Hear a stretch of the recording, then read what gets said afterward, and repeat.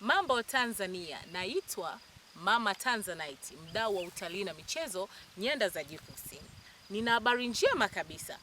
Kesho tarehe 9 tutakuwa na tukio kubwa la kutembea kwa miguu kilomita 69 ambazo zimeandaliwa na Jacaranda Runners. Hawa ni wadau wakubwa sana wa mchezo wa mbio fupi na ndefu hapa jijini Mbeya.